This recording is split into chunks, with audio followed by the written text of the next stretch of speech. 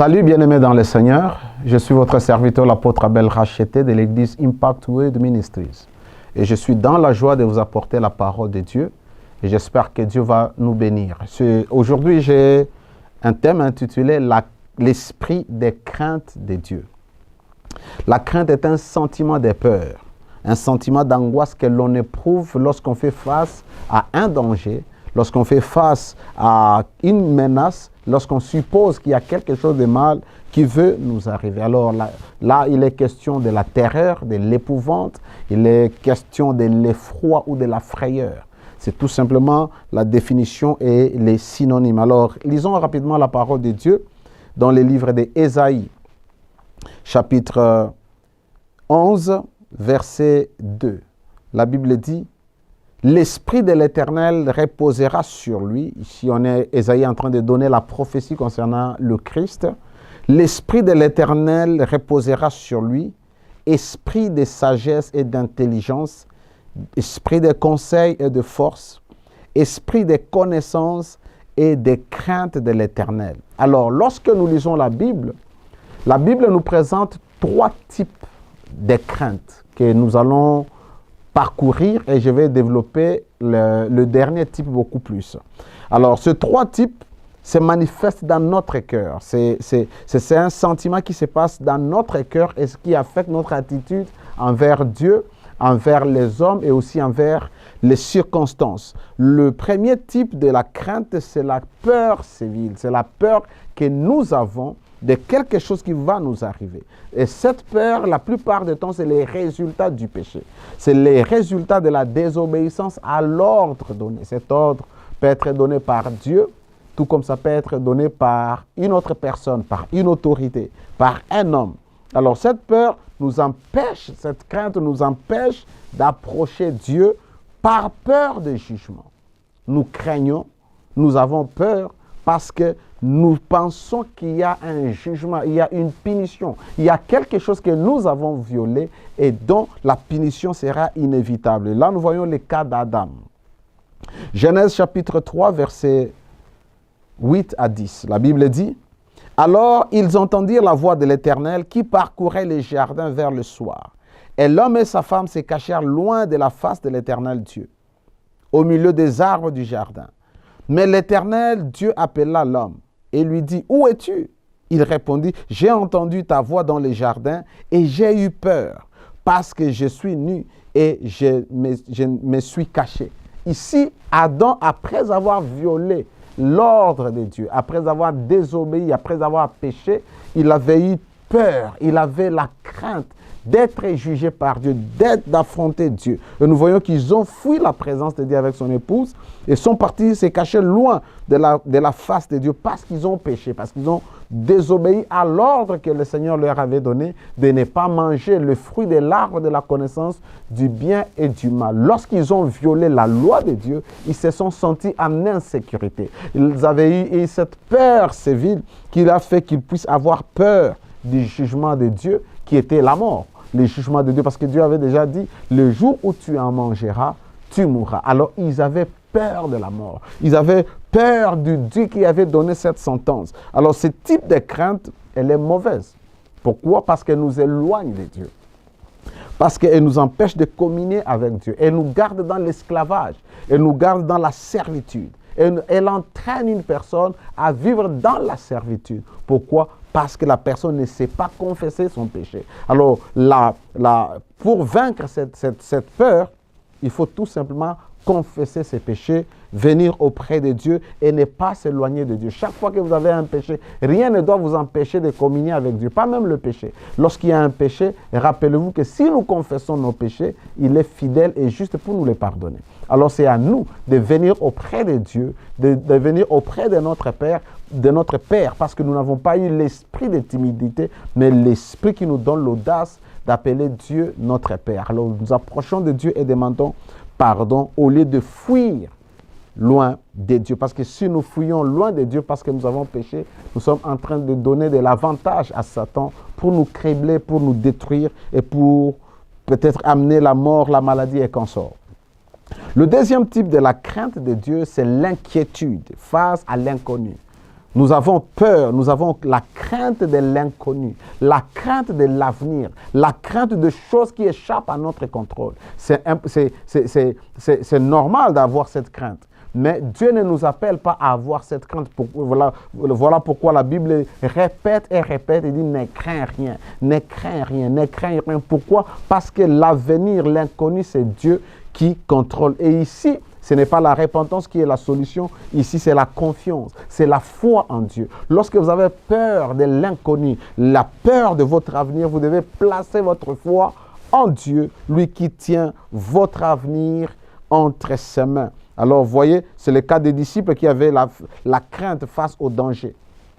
Ici, face au danger, nous voyons le cas des disciples dans Matthieu chapitre 14, je voulais dire, verset 26. Quand les disciples les virent marcher sur les eaux, ils furent troublés et ils dirent, c'est un fantôme. Et dans leur frayeur, dans leur crainte, dans leur frousse, ils poussèrent des cris. Jésus, après avoir multiplié les pains, il a renvoyé la foule ainsi que ses disciples pendant qu'il allait prier à la montagne. Et au milieu de la nuit, la Bible dit qu'il a commencé à les rejoindre, mais en marchant sur les eaux. Et lorsqu'ils ont vu tellement il y avait la tempête, et aussi voyant Jésus marchant sur les eaux, ils avaient peur. Ils étaient effrayés. Ils avaient la frayeur, c'est ce que la Bible dit. Et ils ont commencé à pousser des grands cris parce qu'ils pensaient que c'était un esprit, c'était un fantôme. Ça, vous voyez? Alors, ces gens étaient des pêcheurs, ils étaient habitués à l'expérience ou aux expériences des fantômes. Ils ont commencé à crier. Pourquoi? Ils avaient la crainte face au danger. Ils avaient peur face au danger. Et ici, c'est la peur où nous devons avoir confiance en Dieu. La Bible dit, d'ailleurs, Jésus leur avait dit, rassurez-vous, c'est moi. Ayez confiance que ce n'est pas un démon, ce n'est pas un fantôme, mais c'est moi le Seigneur qui suis avec vous. Alors vous voyez qu'il est important, lorsque ce type de crainte vient dans notre vie, nous devons avoir la foi en Dieu. Cette crainte se manifeste aussi de temps en temps comme un langage de Dieu. Vous savez, Dieu nous parle de plusieurs manières et ça, vous devez être sensible à comprendre. Peut-être vous avez la peur qu'il y a quelque chose qui va se produire. Il y a quelque chose de mal qui va vous arriver et vous avez peur que vous ne savez pas contrôler. C'est tout simplement le langage de Dieu parce que des fois, Dieu ne vous parle pas de manière audible. Il parle au travers de votre homme intérieur, au travers de votre sensation. Alors, vous pouvez sentir qu'il y a quelque chose de mal qui va arriver, que vous ne savez pas. Et là, vous vous mettez à prier, vous vous mettez à renoncer, à refuser, à annuler tout ce que l'ennemi veut faire ou tout ce qui veut vous arriver. C'est pourquoi la Bible dit, faites toutes sortes de prières. En ce moment-là, vous ne savez pas quoi il vous convient de prier. Il faut alors commencer à faire toutes sortes de prières, surtout les prières de protection, les prières de préservation, les prières où vous êtes en train de dire à Dieu de vous éloigner du mal, de vous préserver de tout ce qui peut être en train d'être fait ou mis en place pour détruire à votre vie, détruire votre famille, détruire votre église. Ça peut être l'accident, ça peut être la maladie, ça peut être une mauvaise nouvelle d'une personne malade, d'une personne qui veut mourir, mais vous le sentez dans votre esprit. Vous avez une certaine peur que vous ne savez pas contrôler. Dans ces cas-là, il faut prier et prier jusqu'à ce que vous sentez la paix de Dieu, la tranquillité du Saint-Esprit remplir votre cœur. Et ici, je vais directement au troisième type de crainte. Le premier était la crainte sévère, la crainte du jugement, la crainte parce qu'on a offensé, parce qu'on a désobéi à l'ordre de Dieu, aux instructions des parents, des autorités. Alors là, on a peur. Lorsqu'on a violé ça, on se sent, on a la peur d'affronter, de les rapprocher, d'avancer vers Dieu ou vers ses hommes. Le deuxième, c'est la crainte que nous avons face aux choses que nous ne savons pas contrôler. Maintenant, le troisième type de crainte, et c'est ici où je vais vraiment beaucoup m'appesantir, c'est la crainte qui est sainte et positive, que Dieu aspire voir dans nos cœurs. Dieu veut voir cette crainte en nous. C'est ce que la Bible appelle la crainte de l'Éternel. La crainte de l'Éternel, ce n'est pas la peur de Dieu. Ce n'est pas ce que Adam avait manifesté lorsqu'il a violé la loi de Dieu, lorsqu'il a désobéi à l'ordre que le Seigneur lui avait donné. Ce n'est pas la peur. Ce n'est pas la crainte de l'avenir, la peur de l'inconnu, mais c'est la peur de Dieu, c'est l'attitude de révérence et de respect envers Dieu. Lorsqu'on parle de la crainte de Dieu, c'est-à-dire il est question de la révérence, du respect qu'on a envers un Dieu grand, un Dieu puissant, un Dieu redoutable, créateur du ciel et de la terre, créateur de l'univers. Nous approchons de Dieu ayant ce sentiment de révérence, ce sentiment d'honneur, parce que c'est la crainte de Dieu qui nous pousse à l'honorer avec un cœur humble. Vous voyez, c'est très important. Ça, c'est la crainte de l'Éternel. Alors, lorsque je parle maintenant de l'esprit de crainte de Dieu, qui est l'esprit de Dieu, mais qui va agir dans notre esprit ou dans notre cœur. L'esprit de crainte de l'Éternel, comme le souligne notre thème.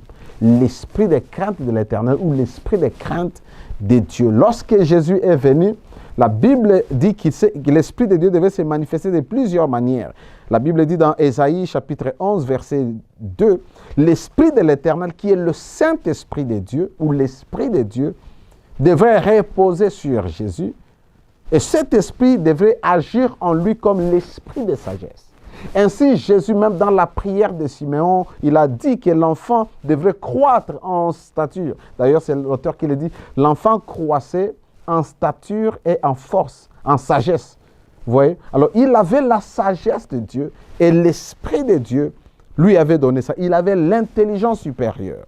Et la Bible dit, l'esprit de conseil et de force. L'esprit de conseil est celui qui nous donne le discernement, de savoir ce que nous devons faire. Il nous montre la voie à suivre. Et l'esprit de force, c'est l'esprit qui nous donne la force, l'énergie, la puissance spirituelle pour servir Dieu. Et ici, c'est là qu'intervient l'onction. Et vous allez voir dans la vie de beaucoup de gens, nous aimons seulement l'esprit de force, manifester l'esprit de force et mettre à l'écart l'esprit de sagesse, d'intelligence et de conseil. Il dit l'esprit de connaissance, il nous donne de connaître Dieu, de connaître les mystères de Dieu, de connaître les choses de Dieu. Et l'esprit de crainte de l'Éternel. Dans cette dispensation, le Saint-Esprit peut se manifester de plusieurs manières, mais nous avons la carence de la manifestation de l'esprit de crainte de l'Éternel. On nous a dit que le troisième type, c'était l'esprit de crainte de l'Éternel, qui est l'attitude de révérence, de respect envers le Dieu grand, puissant et redoutable, créateur du ciel et de la terre ou de l'univers. Alors, lorsqu'on parle de l'esprit de crainte de Dieu, ou l'esprit de crainte du Seigneur, c'est l'influence du Saint-Esprit dans nos cœurs, qui fait que nos cœurs soient disposés à avoir un profond respect envers Dieu. C'est-à-dire le Saint-Esprit en nous donne cette disposition de vénérer Dieu, d'honorer Dieu, de respecter Dieu, mais pas de fuir devant Dieu, pas d'aller nous cacher lorsque nous avons péché. Cette crainte fait que nous puissions révérer, honorer la Seigneurie de Jésus-Christ dans notre vie, dans notre comportement et dans nos actions. Lorsque l'esprit de crainte de l'Éternel est en vous, vous avez de la révérence en la personne du Seigneur Jésus. Vous comprenez que Jésus n'est pas tout simplement votre sauveur, celui qui, par la grâce, est mort à la croix et vous avez reçu le salut éternel, mais celui qui doit régner sur chaque aspect de votre vie, dans vos décisions, dans vos paroles, dans votre conduite, dans vos finances. Le Christ doit régner dans votre maison, dans votre avenir. Le Christ doit régner dans vos actes. Tout ce que vous faites, vous savez qu'il y a des choses que je ne peux pas faire parce que Jésus règne en moi.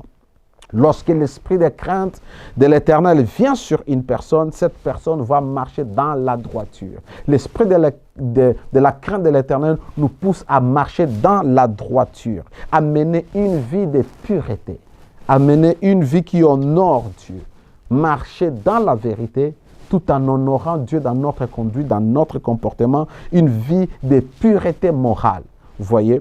Lorsque l'esprit de crainte de l'Éternel est sur nous, nous marchons dans l'obéissance à la voix de Dieu, dans l'obéissance à la parole de Dieu. Adam n'avait pas l'esprit de crainte de l'Éternel. C'est pourquoi il avait désobéi à Dieu. C'est pourquoi il a entraîné la mort. Mais lorsque Jésus est venu, lui, L'Esprit du Seigneur était sur lui. L'Esprit des craintes de Dieu, il était sur lui. La Bible dit, le verset qui suit le verset 3, il dit, il respirera la crainte de Dieu. C'est-à-dire, la vie de Christ devait être inspirée par la crainte de Dieu. Tout ce qu'il devait faire, c'était pour accomplir la volonté de Dieu. C'était pour accomplir ce que Dieu désirait. Vous voyez, l'esprit de crainte de Dieu nous donne de marcher dans l'obéissance, à faire la volonté de Dieu, à obéir aux instructions du Seigneur. L'esprit de crainte de Dieu, lorsqu'il est en nous, à l'œuvre en nous, il nous permet de marcher dans la sagesse. Vous savez, le plus grand problème ou la plupart des problèmes que nous avons dans nos communautés, dans nos familles, dans nos églises, c'est tout simplement un problème de manque de sagesse. Alors, lorsque l'Esprit de Dieu, l'Esprit des craintes de Dieu ou l'Esprit de l'Éternel vient sur nous, il nous communique la sagesse divine. Pas la sagesse que nous avons lorsque nous étudions la philosophie, lorsque nous étudions les penseurs, mais la sagesse qui vient de la parole bénie de Dieu. La Bible dit dans Psaume, chapitre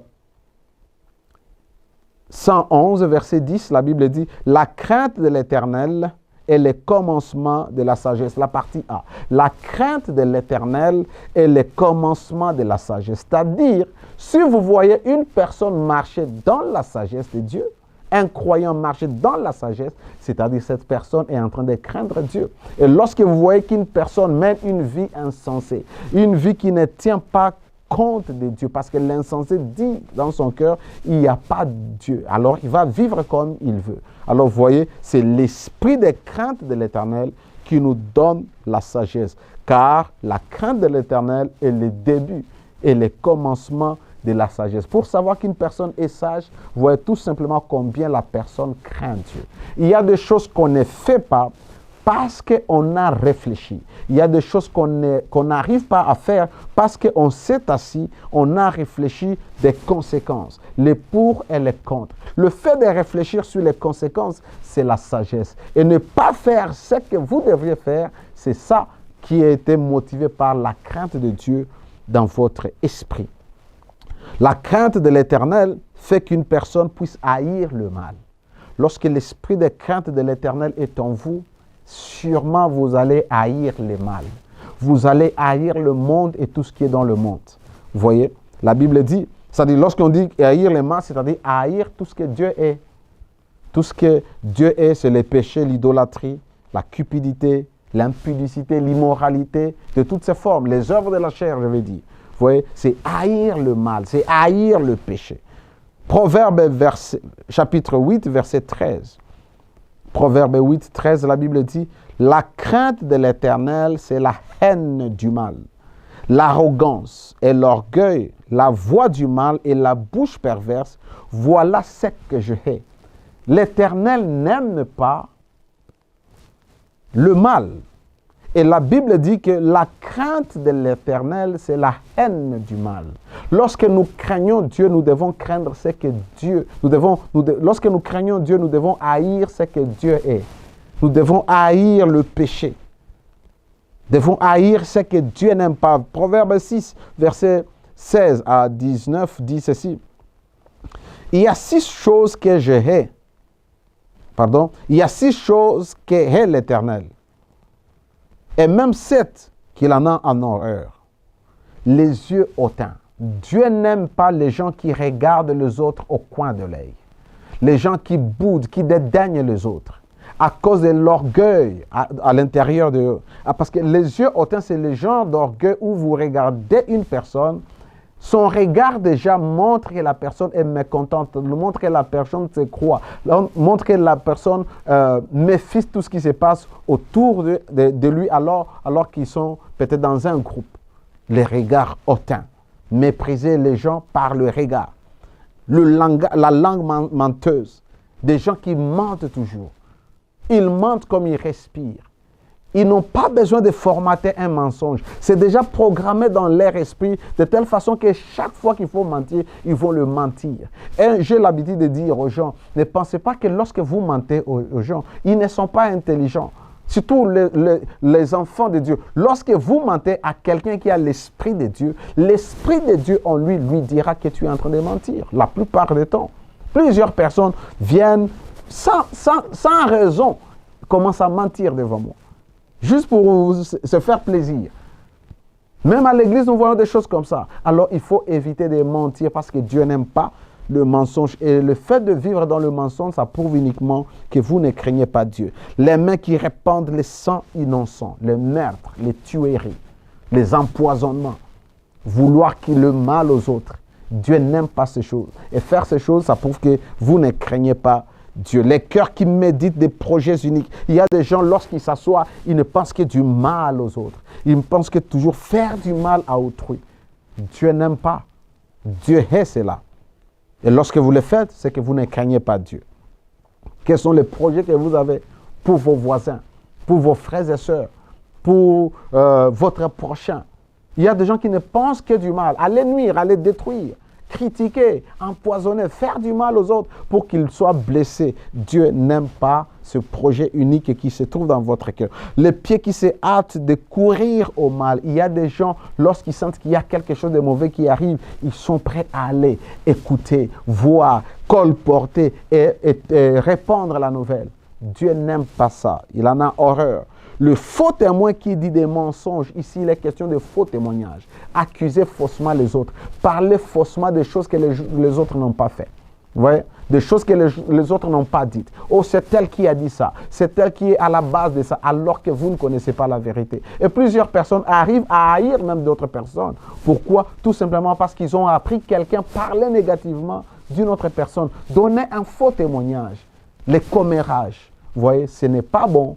Ça prouve que vous ne craignez pas Dieu. C'est la Bible qui le dit, ce n'est pas moi qui le dis, ce n'est pas moi qui vous juge, c'est la parole de Dieu qui nous parle. Et c'est lui qui excite les querelles entre frères. Il y a des frères, il y a des sœurs, lorsqu'ils sont là, ils ne font que se cogner la tête, faire cogner les gens la tête. Il entre dans ce groupe, il dit tel a dit ça. Quand il rentre dans l'autre groupe, tel a dit ça. Ce n'est pas bon, c'est un esprit méchant. D'ailleurs, j'appelle ça la sorcellerie. Quelqu'un qui veut que les gens se cognent la tête. Il arrive ici, il dit le mal de telle personne. Il formate même les choses. Tel a dit ceci alors que c'est faux. Alors, en tant qu'enfant de Dieu, nous devons avoir l'esprit des craintes de l'Éternel. Parce que ce comportement où vous répandez les mensonges au sujet des autres, ça attriste les cœurs de Dieu. Et c'est lui qui excite les querelles entre les frères, c'est-à-dire il ne fait qu'amener la division, il ne fait que diviser les gens. Il y a des gens, même dans les églises, quand il est là, les gens doivent être divisés. Tel groupe, il y aura des groupes. Quand vous voyez déjà dans l'église, il y a des groupes. Les ressortissants les gens de tel quartier, il faut faire très attention. Il y a quelque chose qui se passe. Alors, les enfants de Dieu doivent vivre dans l'unité, loin de toute querelle, de toute division, de toute dispute. Alors, vous voyez, ce sont des choses que Dieu n'aime pas. Le manque de la crainte, de l'esprit de crainte de Dieu fait que les gens vivent dans le péché. Si vous voyez les gens vivent dans le péché, dans l'immoralité, c'est tout simplement l'indicateur ou la preuve que les gens ne craignent pas Dieu. L'un des rôles de l'esprit de crainte de Dieu dans nos cœurs, c'est de nous garder du péché, nous empêcher de pécher. Parce que chaque fois, il va résonner en nous et nous dire que la voie que nous voulons entamer n'est pas bonne, il faut nous en méfier. Proverbe 16, verset 6, la Bible dit « Par la bonté et la fidélité, on expie l'iniquité. Et par la crainte de l'Éternel, on se détourne du mal. » C'est par la crainte de l'Éternel, c'est lorsque les gens ont la crainte de l'Éternel dans leur vie, lorsque l'Esprit de Dieu a touché leur cœur et a sémé la graine de la crainte de Dieu, que les gens peuvent se détourner du mal. C'est repentir seulement. Le fait de pécher, de reconnaître ce péché, de demander pardon et d'abandonner, c'est déjà, ça prouve que l'esprit de crainte de l'Éternel est en train d'agir dans votre vie. Pourquoi? Parce que vous vous détournez du mal. Parce que la repentance, non seulement c'est le changement de mentalité, mais aussi c'est notre manière de nous détourner du péché, de nous détourner du mal. Lorsque l'esprit de crainte est en nous, cela prouve que nous allons vivre une vie de pureté. Nous allons nous éloigner du mal. Vous voyez? Alors, la preuve qui montre qu'une personne craint le Seigneur, c'est le fait qu'elle s'éloigne du péché, qu'elle s'éloigne du mal. Lorsque vous voyez la croissance du mal, du péché, de l'immoralité dans une société, cela signifie que les gens n'ont aucune crainte de Dieu. Lorsque vous voyez dans une famille ou dans la vie d'une personne, dans une famille, dans une église, dans une communauté, Dans une nation, les gens n'honorent pas Dieu. Le mal s'empire. L'immoralité a un taux élevé, c'est-à-dire, c'est un indicateur qui montre que la plupart des gens dans cette communauté, dans cette famille, dans cette nation, ne craignent pas Dieu. Alors, il est important de blâmer les autres, mais il faut que l'esprit de crainte de Dieu soit dans notre cœur. L'injustice, la dépravation des mœurs dans la vie d'une personne, dans la société. Tout ce que nous voyons comme des maux de la société, c'est tout simplement, il n'y a pas la crainte de Dieu. Même à l'église, la manière dont nous servons, la manière dont nous chantons, la manière dont nous nous donnons à Dieu, peut déterminer si nous craignons Dieu ou si nous ne le craignons pas. Il y a des gens, même pendant la louange, ils pensent que Dieu est leur ami. Dieu, oui, il est notre Père, mais rappelez-vous que Dieu est le Dieu grand et puissant. Il est souverain. Il est aussi un feu dévorant. Lorsque nous approchons de Dieu, nous devons avoir cette révérence, cette crainte respectueuse dans notre esprit pour que nous puissions honorer le Seigneur. C'est très important. Alors, chaque fois que vous verrez le mal prendre de l'ampleur, dans une communauté, dans un groupe, dans une société, dans une église, sachez que dans cette église, dans cette communauté, la crainte de Dieu n'existe pas. Nous devons craindre Dieu. Nous devons avoir ces sentiments en nous qui nous poussent d'honorer Dieu. Dans la Bible, il y avait un homme que la Bible appelle les juges uniques. C'est dans Luc chapitre 18, verset 2. Lorsque Jésus donnait la parabole de cette veuve qui allait demander justice. Mais la Bible dit que ces juges étaient uniques, vivaient dans l'iniquité. C'était un pécheur. Et il ne craignait pas Dieu. Il n'avait pas de révérence à Dieu. C'est pourquoi ces jugements, il pouvait les faire comme il voulait. Pourquoi?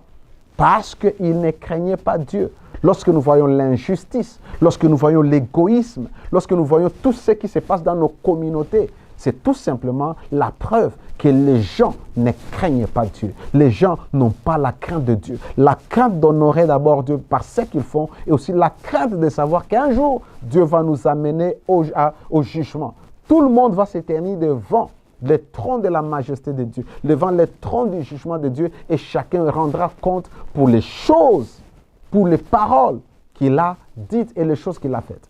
Vous voyez? Peu importe votre statut, peu importe là où vous êtes, que vous soyez enfant, que vous soyez adulte, que vous soyez grand, que vous soyez pécheur, que vous soyez homme politique, que vous soyez... Peu importe votre situation, votre niveau, Dieu nous appellera tous devant le trône et chacun aura à rendre compte de faire ce que Dieu lui a assigné de faire et comment est-ce que la personne a honoré Dieu dans ce qu'elle faisait. Nous ne pouvons honorer Dieu dans ce que nous faisons par nos actes que si nous avons la crainte de Dieu. Si nous avons la crainte du Seigneur. Vous voyez? Alors, la crainte, le manque de l'esprit de crainte de Dieu fait que les gens ne respectent pas les sacrés et se familiarisent avec Dieu. Fait que les gens s'habituent à Dieu. Vous savez, il y a des gens qui ne respectent rien de Dieu. Ils ne respectent pas l'Église. Ils ne respectent pas les serviteurs de Dieu. Ils ne respectent pas les cultes. Ils ne respectent pas tout ce qui concerne Dieu. On se familiarise. Même il y a les gens qui sont dans l'église, serviteurs, servantes, chrétiens, enfants de Dieu, mais qui n'ont aucune crainte de Dieu. Regardez la manière dont nous nous comportons pendant les cultes. Regardez comment est-ce que pendant les cultes, pendant que l'adoration se déroule, les gens sont au téléphone, ils sont dehors, ils vont d'abord, un groupe de gens peuvent même aller dehors en train de causer pendant que les cultes se passent. Quand la parole est là, les gens chattent, ils sont sur Facebook, ils sont sur WhatsApp, ils sortent dehors. Aller acheter des choses. Pourquoi? On n'a pas la crainte de Dieu. Quand tu as l'église, c'est le moment où tu consacres à celui qui tient l'univers. Ton créateur, c'est lui qui peut dire que ton souffle stoppe maintenant et ça stoppe. Alors il doit y avoir cette révérence, cette attitude de crainte de Dieu que tu as dans la présence de Dieu. Moi, quand j'entre dans le culte, mon téléphone, je ne le touche pas, je le mets là-bas, c'est lui qui me cherche, même si c'est l'argent. Si c'est pour moi, tu vas m'amener ça après. Nous devons apprendre à craindre Dieu. Ne pas s'habituer au sacré. Ne pas s'habituer au culte. Ne pas s'habituer aux choses de Dieu. Il y a des gens dans la Bible qui vivaient comme ça. 1 Samuel 2, 12 à 17. Les fils d'Élie étaient des hommes pervers. Ils ne connaissaient point l'Éternel. Et voici de quelle manière d'agir ces sacrificateurs quelle était la manière d'agir de ces sacrificateurs du peuple. Lorsque quelqu'un offrait un sacrifice, les serviteurs du sacrificateur arrivaient au moment où l'on faisait cuire la chair, tenant à la main une fourchette à 3 dents. Ils piquaient dans la chaudière, dans le chaudron, dans la marmite et dans le pot. Et tout ce que la fourchette amenait, les sacrificateurs le prenaient pour lui. C'est ainsi qu'ils agissaient à l'égard de tous ceux d'Israël qui venaient là à Silo. Même avant qu'on fît brûler la graisse, les serviteurs du sacrificateur arrivaient et disaient à celui qui offrait le sacrifice, « Donne pour les sacrificateurs de la chair à rôtir, et ne recevra de toi point la chair cuite. C'est de la chair crue qu'il veut. » Et si l'homme lui disait, « Quand on aura brûlé la graisse, tu prendras ce qui te plaira. » Les serviteurs répondaient, « Non, tu donneras maintenant, sinon je prends de force. » Ces jeunes gens se rendaient coupables devant l'Éternel d'un grand péché, d'un très grand péché, parce qu'ils méprisaient les offrandes de l'Éternel. Ces gens, les sacrificateurs, étaient déjà habitués au sacré. Il y a des gens qui prêchent, qui chantent, qui prophétisent, mais sans la crainte de Dieu. C'est pourquoi nous voyons que beaucoup de chrétiens, beaucoup de ministres, apôtres, peu importe, prophètes, pasteurs, évangélistes, docteurs, tous ces gens vivent dans l'immoralité, vivent dans l'impudicité, engrossent même les membres de l'Église, chassent leurs femmes, vivent dans l'ivrognerie, ils goûtent un peu le vin, donnent même des fausses prophéties. Tout ça, c'est parce qu'on ne craint pas Dieu. Manipule les gens parce qu'on ne craint pas Dieu. On vit dans toutes sortes de scandales, tout simplement parce qu'on ne craint pas Dieu. Des fois, on ne prêche pas le message qui amène la délivrance de l'âme, de l'esprit de l'homme, parce qu'on veut plaire aux hommes. On donne des paroles qui caressent les gens. On ne veut pas prêcher la vérité parce qu'on a peur de perdre les membres de son Église. Les membres ne sont pas pour vous. Parlez de la part de Dieu. C'est là que Dieu a appelé pour vous. Ils vont rester, peu importe la parole que vous allez enseigner. Alors, il est temps que l'Esprit de Dieu fasse effusion dans nos cœurs. L'Église a besoin de l'effusion de l'Esprit de Dieu comme jamais, surtout dans cette génération, dans ce moment où le monde est en train de traverser des moments difficiles de dépravation des mœurs. Bien-aimés dans le Seigneur, nous devons prier pour que l'Esprit de Dieu vienne encore dans les églises. Oui, nous avons fait l'expérience de l'esprit de prophétie, l'esprit de guérison, l'esprit de connaissance. Il y a des gens qui enseignent avec excellence, qui prêchent, qui démontrent la puissance de Dieu. Il est temps que l'Esprit de Dieu souffle encore. L'esprit de crainte de l'Éternel souffle dans nos cœurs afin que Dieu soit honoré par notre vie, par notre comportement, par nos actions, par notre manière d'être. Que Dieu vous bénisse. Je suis votre serviteur, l'apôtre Abel Racheté. Que Dieu vous bénisse. Merci de nous suivre. Continuez à suivre Héritage TV. Et si vous voulez nous contacter, prière de nous écrire sur les numéros qui s'affichent au bas de votre écran. Soyez bénis.